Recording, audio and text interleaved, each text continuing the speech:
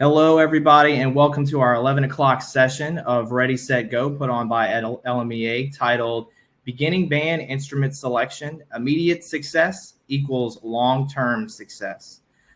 Today, our presenter is Mr. Brett Babineaux. He is our current LMEA president-elect and the band director at Broussard Middle School here in Broussard, Louisiana. Take it away, Brett. Welcome, guys, and thank you so much. I'm so honored that you're here live or you're going to watch this on replay. A little bit of background on how this came about is, for me personally, is in college, I was geared to be a high school director. I ate it, and I loved marching band, and I still do. I ate it. I slept it. I dreamed it. I was just so consumed with that, and I told myself I would never teach beginning or middle school band. And 23, 24 years into the profession, I'm teaching beginning middle school band longer than I've done any other at any other program, and I've been doing this for about 18 years now. So a lot of what I'm going to talk about today is my core belief of what I do with my beginning band students and how I get them to sign up. It is a lot of trial and error. It is a lot of calling people and talking to them about, hey, man, how are you doing this beginning band tryout stuff? And this is just what I've come up with that works best for me. And then we're going to talk about some other things that I've found that other people do that you certainly could incorporate or mesh into what you guys already do.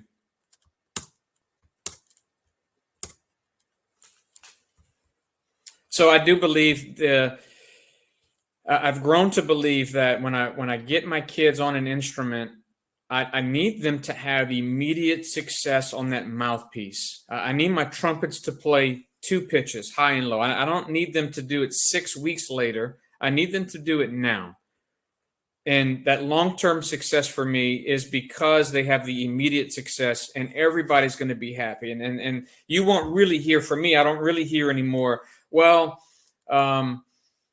I really wanted to play clarinet, and Mr. Babineaux put me on trumpet, and I really don't like the trumpet. The reason they are going to love the trumpet right away is because they can toot that trumpet and do the fingerings immediately, whereas the clarinet, from my process that I use, would have taken them a bit of time.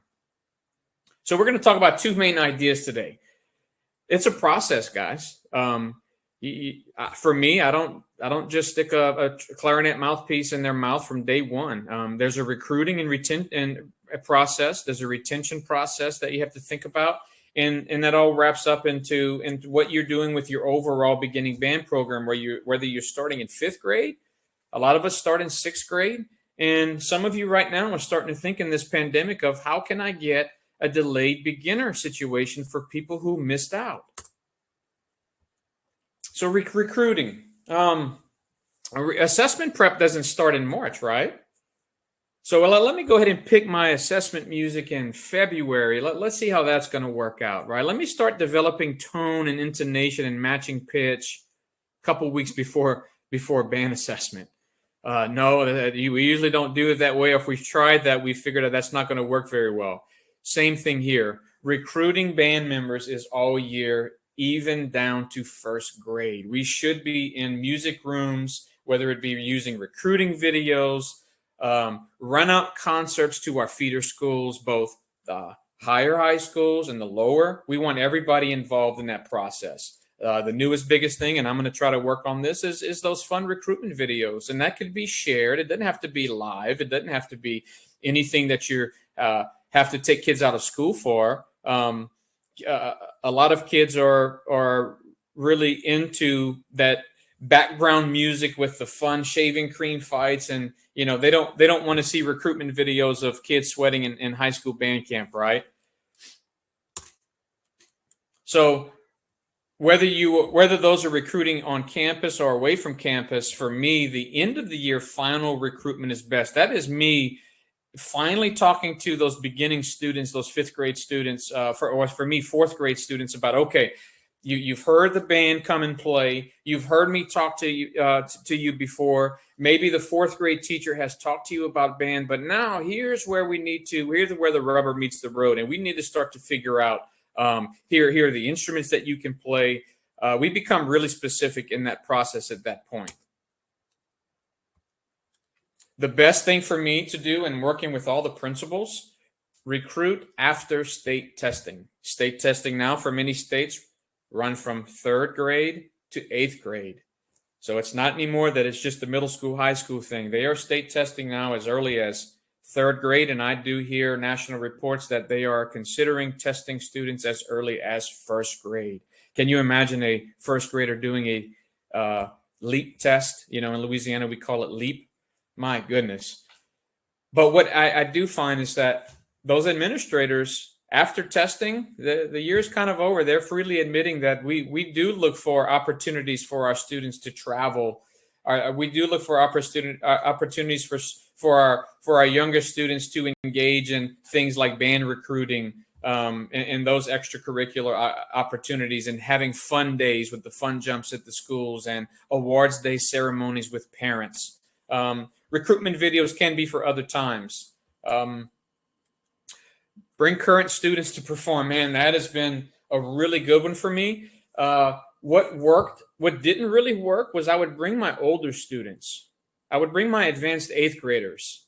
And sometimes they became a little bit intimidating to those 4th graders, where they kind of hear the wide range. They hear the decent tone, and they hear the fast music being played. And what I found was that the 4th graders, they started to have a quizzical look and thinking to themselves, man, I'll never be able to do that. And that recruiting for me wasn't going very well. My numbers started dropping. I'm like, okay, I have to do something different. I have to start to reevaluate. I started bringing, we start in 5th grade. I started bringing my 6th graders and my 5th graders to recruit the 4th graders. Number one, they have seen those students at their school last year. The music that they hear isn't very overwhelming. I can find music that they can play where it sounds fun, it sounds engaging, and that the 4th graders are going to they're going to be really intrigued and have fun with that performance. So because of the age gap, the decrease in age gap, there was a little bit more connection to, wait, you were at my school last year and now you're doing this and you sound like that and you look really comfortable. I started having a lot more success with that strategy. Music recruiting in the younger grades. I hope you agree with me. This is not the time to talk about music will make you smarter. You can say that. You can say that it's a lot of hard work. You can say how much time commitment of after school practices you're going to have and all the concerts that you're going to do, and the practice schedule and how much instrument costs and how many people you need to make a band. And you start to have this worrisome, well, if I have 5 of you guys have flutes, then they are going to be turned off instantly. They do not want to hear that. Those might be conversations that you can have later with parents. What you should be doing is making them feel wanted. I want you in my band program, regardless of your background, your history of who was in band. I want you, period, because music matters to me so much of what you're going to learn that I want you to be a part of what we're going to do, and you won't regret it. And then music is fun. So when I bring the students there, the music we play is fun. We'll do some pop tunes. We'll do some of those, I call it rock band tunes. It's not like Taylor Swift, but it's that fun music that we play at spring concerts, right? And just the idea that music is fun. We don't want to scare them away from being in band. I do talk about the concerts that we have. You know, I tell them that we do have a gumbo dinner concert at Christmas. I tell them about all the cool trips that we're going to take. Now, in my band, I do faraway trips. I tell them that we've been to Hawaii. I tell them that we've been to New York, St. Louis, Orlando. I tell them all that stuff, and they just they're intrigued. They want to go to Orlando at Disney World with the band. They don't know when they're going to do it. They don't know where they're going, but they are automatically intrigued. I tell them about how many friends that they're going to make, and the friends that they already have are going to be in band with them. So they're going to have that common bond already. When we do the instruments, I demonstrate each one. Here is a flute, and I'll have the flute player play Mary Had a Little Lamb or Twinkle, Twinkle, Little Star. When we get to the trombone, we'll do the little slide glisses. But I don't make them play B flat scale. I don't make them play here's how long a kid can hold the note out, or here's the best clarinet tone you've ever heard. Try to make it as fun as possible. If I have a kid who can play drum set, I'll do that rather than playing, say, a snare drum, because it sounds cooler. I'll use mutes for trumpets to have. I'm a trumpet player, so I'll bring my mutes and I'll do the plunger mute, and they really love that one. They don't know how to do it, right? But it sounds cool, so they're going to be more interested. And what I'm doing at that point, and this is about, for me, April, May, I'm collecting data. My counselor and myself work with their counselor and their administration and their teachers. And what I do before I leave is that I get a simple permission slip. Name, parent name. Yes, I will be in band. That's all I give. And sometimes I actually give a no, I'm not interested in band. Please sign me up for another elective. That's the data. That's all the data that I need. And I give that right then and there to those fourth grade teachers, and they in turn can go back to their classes and they can talk more about it. They can disseminate those papers. And then I'm going to ask that those papers to be brought back to those teachers in a few weeks' time.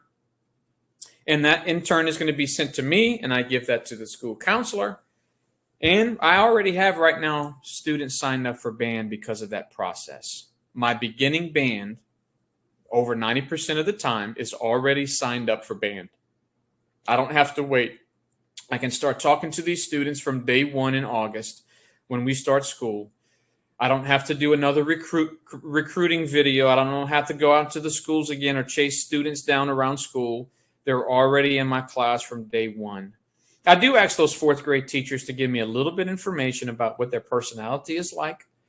I do ask them to give me a synopsis on what grades they're strongest in, because I use that to help facilitate the instruments that I think they could play. Please, if you would love to use the chat, I would love to answer any questions that you have throughout. So, and Eric Godet is going to help me remember those kinds of things.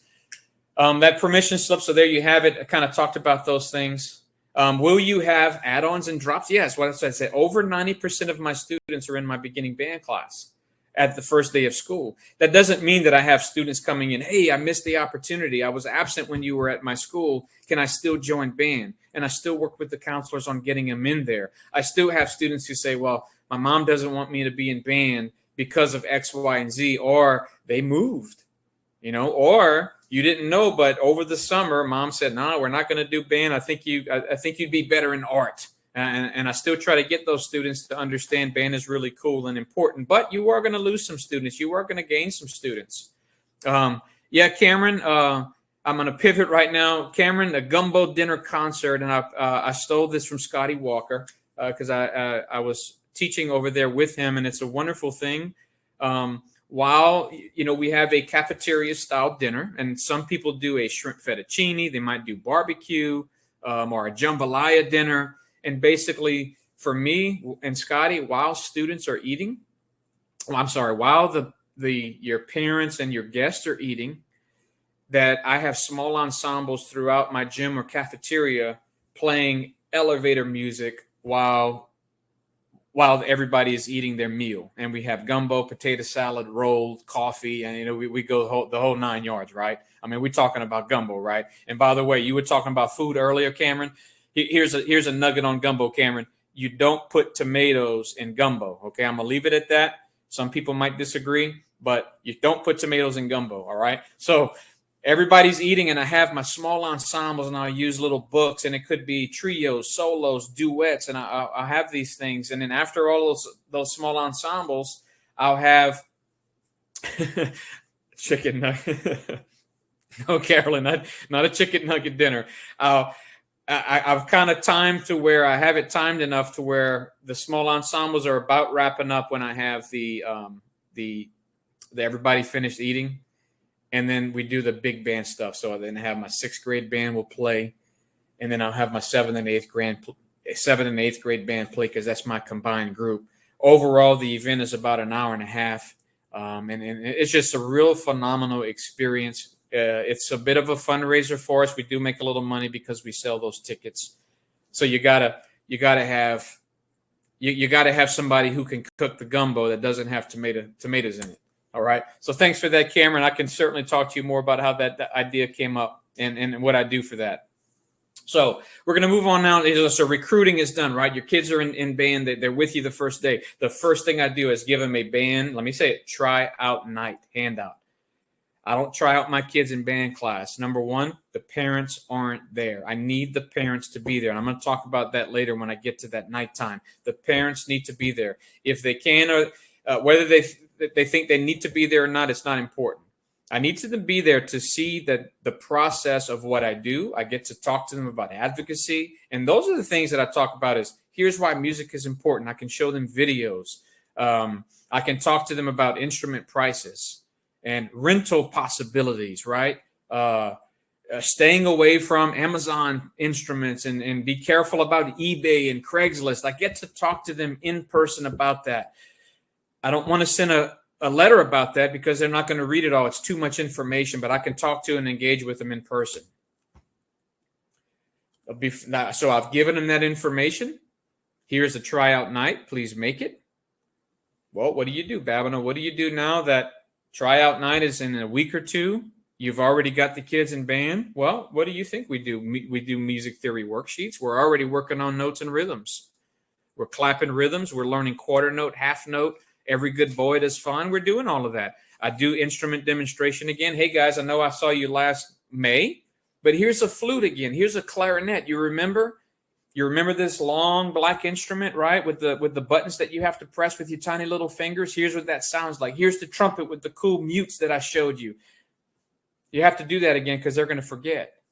Here's the French horn that faces backwards. Here's the tuba that I have a 3/4 when it's not going to be too big for you, right? I can give you a little tuba and you won't be so intimidated of playing this thing. We do games, rhythm bingo, music theory bingo, musical trash can ball. I make stuff up just for them to have fun during those few weeks of time. And then here we go. I do aptitude tests. I didn't used to do this, but this really changed me and that immediate success aptitude test.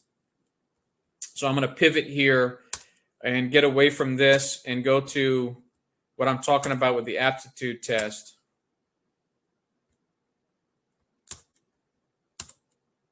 Some of you have done this before. Many of you maybe shy away from this.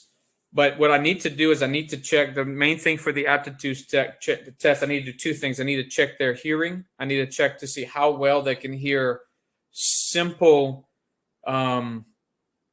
rhythm changes, simple notation changes. I need to hear that. And if that allows me to track that data to make informed decisions on how I recommend my students play X instrument. So you can see I have those circled, right? I don't go into really extreme registers like number 16 might show. I just need to see, number one, do you hear that the pitch stayed the same? Number 3, what did the second pitch do to the first pitch? And they're going to mark on a paper for me that it went down. If you have students that are marking that it went up or stayed the same, that will tell you a lot, especially if they're consistent with that. If they're giving wrong answers consistently, that tells you that their ear needs training. And you can train them, you can teach them that, but they don't have that automatic knowledge, that automatic auditory skill to hear those. You can see that number 5 goes a little bit deeper on the piano right there. So you're kind of gauging some right there. So that's the first part of my aptitude test is what are they hearing in the simple pitch dictation. I don't do this one, but this is certainly one you can do. If you're after maybe some French horn players, what they're doing is they're trying to figure out how, if the chord changed. I've heard even go deeper on which note of the chord changed. It's like, whoa, man, I didn't find that this survey, really helped me.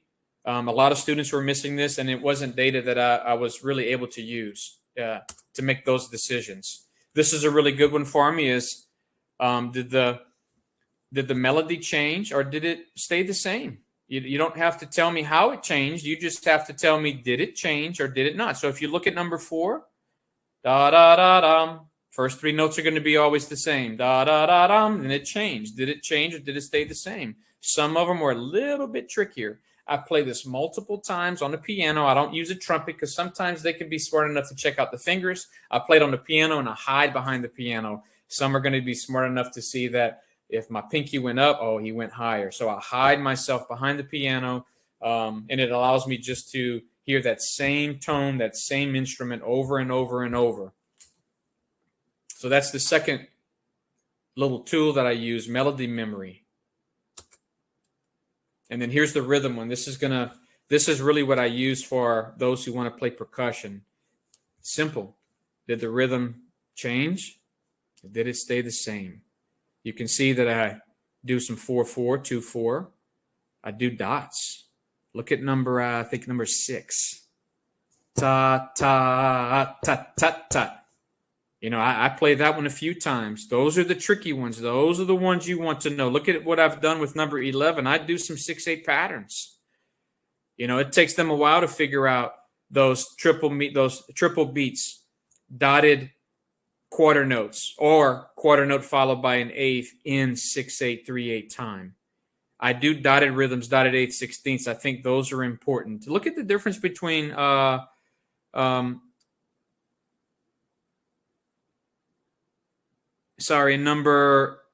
11 and 12. I probably should circle 12 because I like looking at that one right now.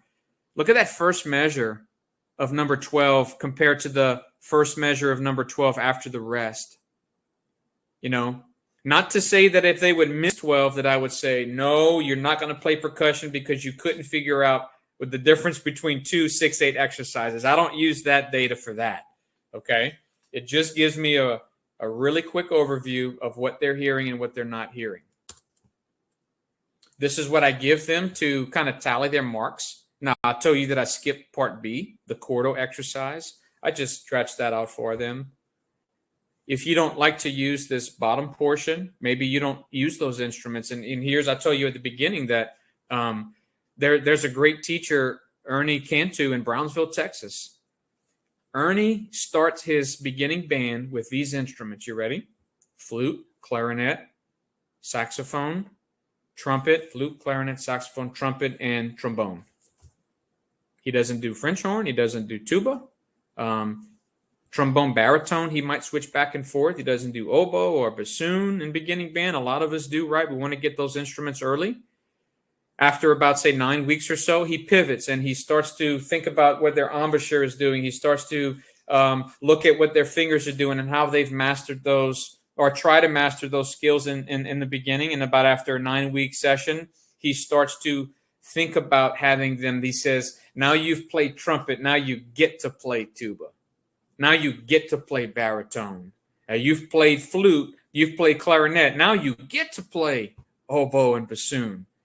That's what I said. This idea of picking beginning instruments for students can be a wide variety of ways. This is just what I use for mine. So I take their name, right? I'm marking their scores down, and I have them in part E. What is their first and second choice? And that is what I use to dictate.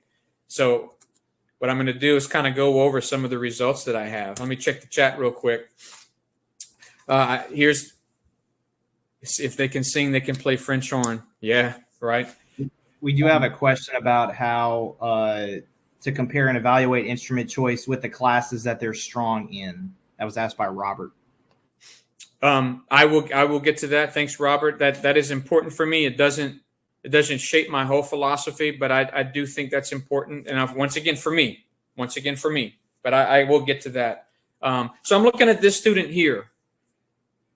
Look at the first column. They've missed half of simple dictation on if one note is the same or different as one other note.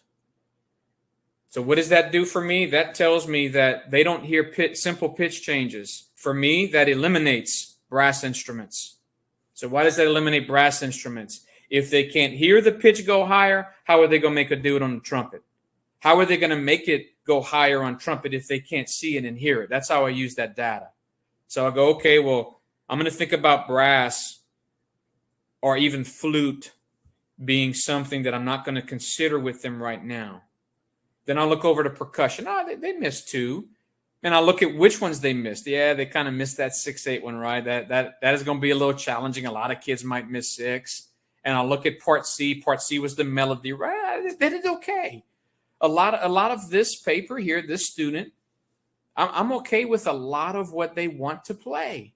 This student picked snare drum, right? They want to play percussion. I'm okay with that. I might encourage them to try other things, but this student right now is playing percussion. I was okay with that. Look at this one. Look at part A. Okay, look at part A, compare it to their first choice. Trumpet. For me, that was a winner. You can hear the pitch change higher. You told me that it went higher. You got it right. You told me that it went lower. You got it right. Now I believe wholeheartedly because I've experienced it. I've tested the theory. I've taught it enough. I've used this data enough that trumpet is a really strong possibility for them. Clarinet I was okay with. So what did you do? First choice, second choice. I had them try both and I let them pick. Which one would you rather? All students are going to be enamored with a specific instrument. There's that personality connection that you're going to see about that. This student rocked it out, right? Just nailed it. Sharon, this could be one that you consider for French horn, right? This student right here. Hey, here's that instrument that faces backwards. How about you try that one? And it's all about ear training, right? Oh, look at this one. Look at the first column, A. They missed 5 out of 6. That tells me that number 4, that might have just been a lucky guess. However, their melody dictation is pretty strong. Their rhythm study is pretty strong. So look at their first choice was clarinet. And I don't mean to offend anybody, but a lot of my data that I use says that if a student is having trouble hearing differences between high and low pitches, and if they stayed the same, that I probably want to gear them to a matter-of-fact instrument. So what is matter-of-fact? If you push a button down and a sound comes out, that's matter-of-fact.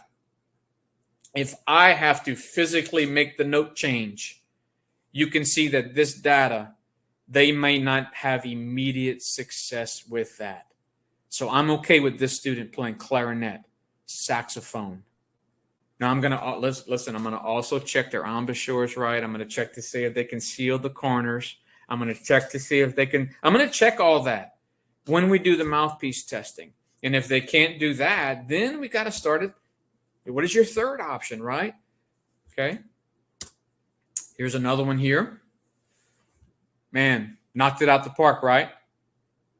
Can hear everything. Really good rhythm dictation. My goodness. Flute? Yeah, I'm okay with that. Flute, let's try it. Second choice clarinet. I'm good. You want to play tuba? I mean, I'm up for anything. Same situation here. I'm using that.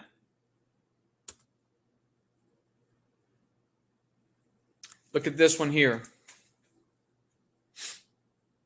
Column A, same kind of results as the other student. Look at their first choice. And look what I circled, part D. They did the best at rhythm dictation. So I really tried to get this student geared toward percussion. And so if I felt their rhythm is their strongest and their ear is their weakest, then I'm going to try to get them to think about percussion as the instrument of choice. Not to say that they can't learn how to play higher or lower, that you can't teach them. But remember my title, right? Immediate success equals long-term success. All right, look at this student. Look at column D. They missed a couple of rhythms, and their first choice was drums. But in column A, they nailed pitch dictation, right? They nailed it. Their oral skills was amazing. So you can see how I talked to that student. I circled trumpet because it was their second choice. Let's use trumpet as your first choice and see how that works out. That's how I'm using the data. This one here, they were so confused by part A, they couldn't even fill out the blanks. They couldn't understand the exercise or hear it at all. But look at part D. Look at part C. They didn't put drums as their choice, but their saxophone was their second choice. Trumpet was their first choice. My matter of fact, right, conversation with them is, because of your results here, let's go with your second choice and see how that works. And okay, oh, sure. Okay, so that's how I use the data there, and I'll get out of this right here. To answer your question, I think that how do I use, Eric, can you help me with that question again? Yes. So the question was, how do you compare and evaluate instrument choice with classes that students are strong in? So like say a student is strong in math or science, like does that have an aptitude towards a certain instrument? Some of my experience says so. And here's the reason why. Not because a failing kid can't play trombone. We've heard that, right? Don't put your dumb kids on trombone. No, they just don't have the best study habits. I believe that some instruments take more study skills than if they don't have study skills, they will struggle playing that instrument. I believe that trombone takes a little bit more study because of the nature of high-low. I mean, think about it. When the slide goes out, it naturally goes down. But as a performer, I have to compensate by making the sound go higher when it naturally goes lower. That's not natural. Well, playing any musical instrument as a fifth grader is not natural. My goodness, this is the most awkward thing ever, is to play a musical instrument. So nothing is natural.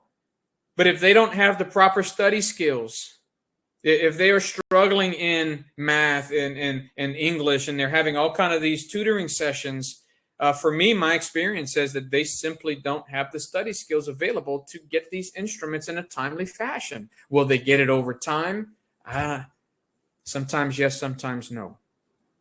I think flute falls in that category as well. That's my experience. I think personality for me, I'm starting to track personality.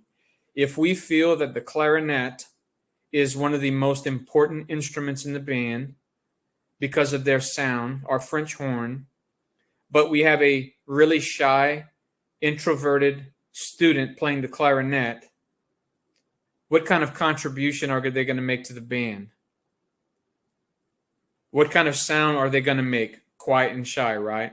So we spend the entire time having them simply put more air in the horn when it's not in their personality to do so. Could they get it over time? Yeah. I don't want 6 weeks later. I want now. Because not for me, they are going to be happier. When I didn't do any of this, they were the ones that were 6 weeks later still trying to make a trumpet note go higher. What does that do for their confidence? Everybody else in the room is getting that note higher, and I didn't take it enough of myself to have a procedure, a philosophy, a strategy that allows them to be as successful as all the other students. What do they do in return? Don't they want to quit, right? I want to get out of band. I want to quit. Well, why do you want to do that? Because I just can't get the notes out. I can't do like everybody else. For me in my class, in my band, I was more interested in stopping that process. I didn't want to have any more kids tell me about quitting band because they couldn't get it, because I didn't do my job. So I'm going to go back here, and I hope that answered your question. I think it might have been Robert. I hope that answered your question. And once again, I don't mean to offend anybody. I know that everybody's going to have their own their own way to do things, but this just works for me. Now, forgive me for moving through these slides again.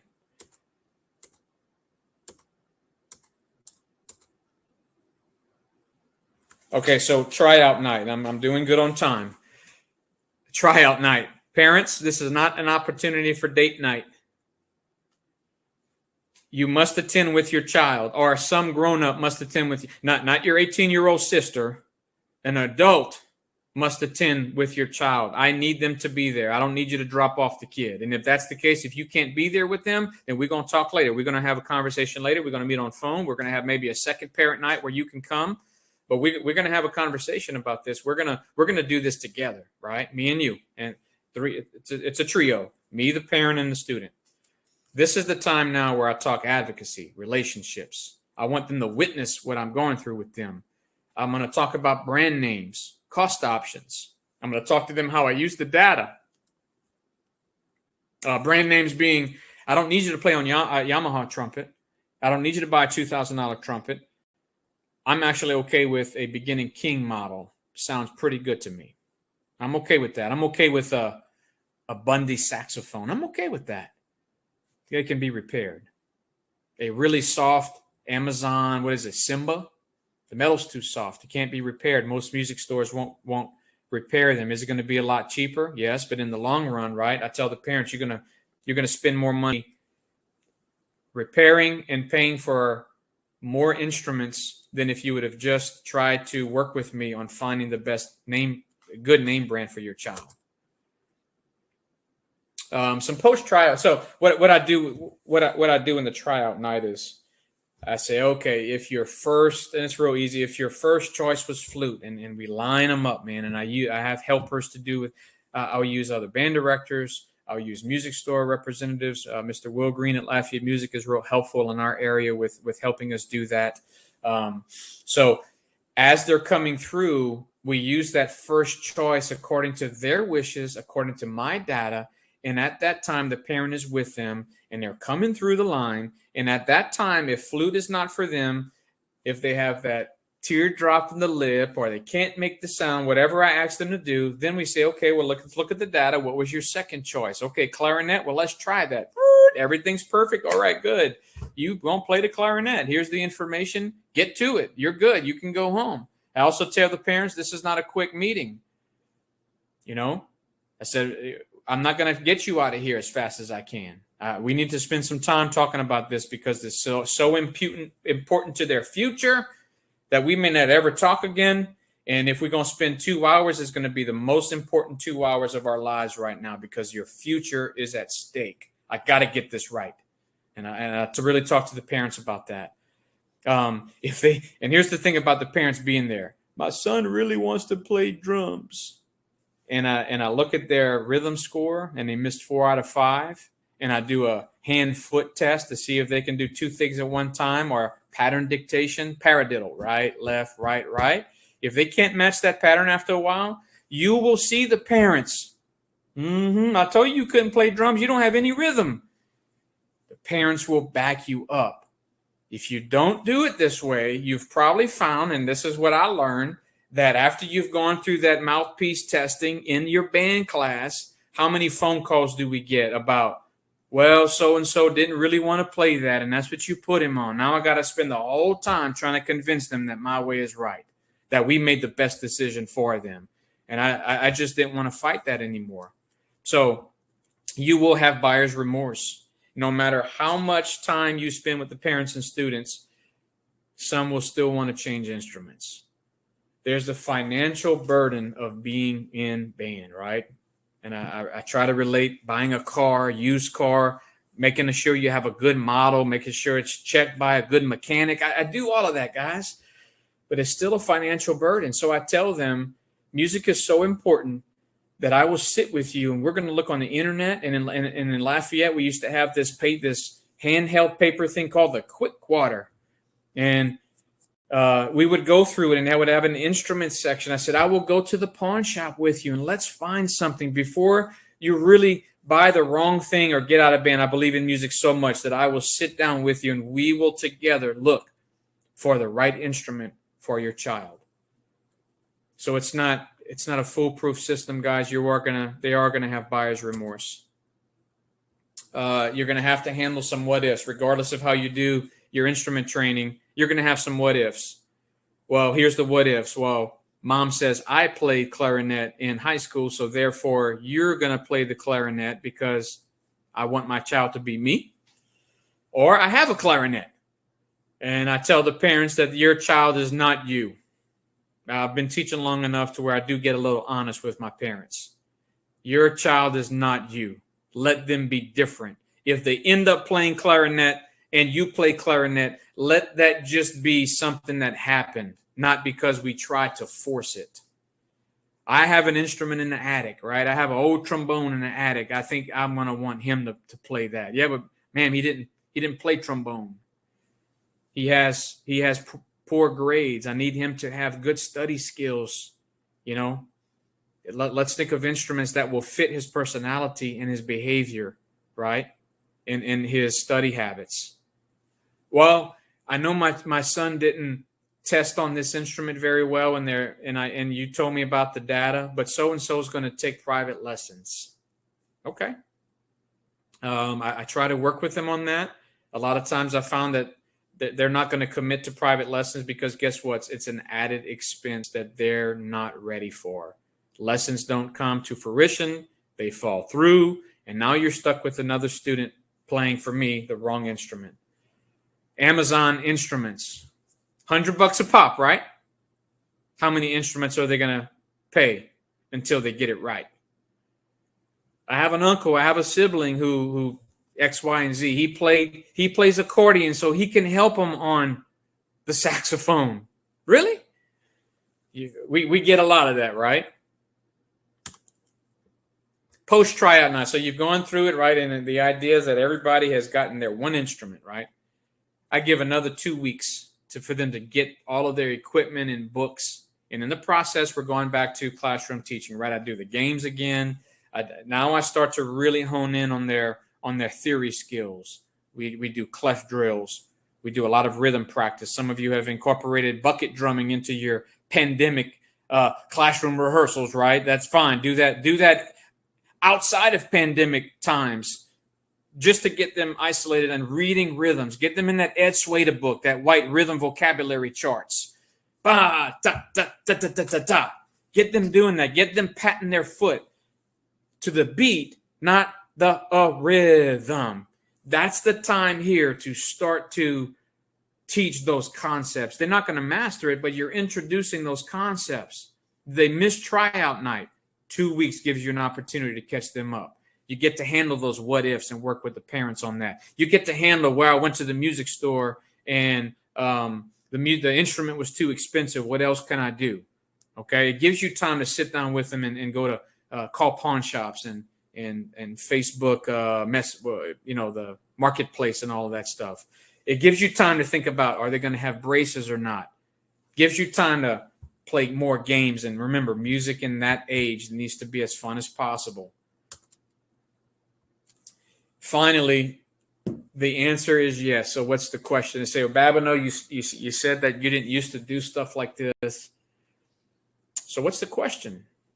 Babineaux, have you found that you are retaining more kids because of this process? The answer is yes. I have more students staying in band from year to year than I did before I used this method. I have more students moving on and keeping with music in high school than I did before I used this method. Retention, remember my first bullet point? Retention. I want kids to stay in band. How do I think they're going to stay in band better? That they can play the instrument. Why do kids get out of soccer? Why don't they like soccer? Why do they go from soccer to gymnastics? It's probably they're not very good at it, right? They found that they're weak in an area and they just really don't want to work at it anymore. Why do they go from gymnastics to dancing? And I tell the parents, this is not that. You're spending so much time and energy and financial and investments in music that this is not a soccer ball that we try out for 2 weeks and decide we're going to put the ball away and go try gymnastics or go try t-ball. It's too important. We're investing too much time and energy and money into this. My answer is yes. It has helped my program tremendously. I have less kids who are quitting. I have less kids who want to quit. And I have more kids who are playing the right notes at the right time on day one than I ever have before. You might leave today going, that was the most wrong presentation I've ever been a part of. This guy's whack. I will never do anything like that, and that's okay, man. This is my way. This is what I use. It's helped me. I've seen a change. I can put you in contact with the Ernie Cantus of the world. I also have a director who told me recently that I think this year I am going to have all my students pick whatever instrument they want without using any data. And I'm going to see how that goes. Hey, that might work for you, right? That might work for you. So here's my email address. If you want me to confirm or just elaborate on anything that I've talked about today, I'd love to converse with you. Once again, I thank you for being here with me. Eric, any questions that we have, man? There was no more in the chat. There was a mentioning about the scorecards. I think you should be able to download them from here, but if you're on your phone, you can just send Brett an email, or you can look at this slide again on your computer. And you'd be able to found all that through Google. I just Googled band aptitude test, and there's a lot out there, guys. And that scorecard was one that was a part of the packet that I use. Some of it I got from area directors, but you can find band aptitude test and scorecards on just search for it. It's all there. Cool. Well, on behalf of LMEA, I don't see any more questions in the chat, but on behalf of LMEA, thank you so much, Brett, for doing this clinic and also putting all this together with your team. We really appreciate it. Thank you. Thank you for hearing my heart about this. It's a great passion, and I just want my kids to do well, right? I want them engaged. I want them informed, and I believe in what they're doing and what music can do for them so much. I want them successful from here until as long as they can. So thank you guys for being here. Those of you watching live, thank you for investing in me and trusting in me. Thank you for those on the replay. I hope any of this will help you, or at least told you maybe what not to do. Thank you, guys. No tomatoes.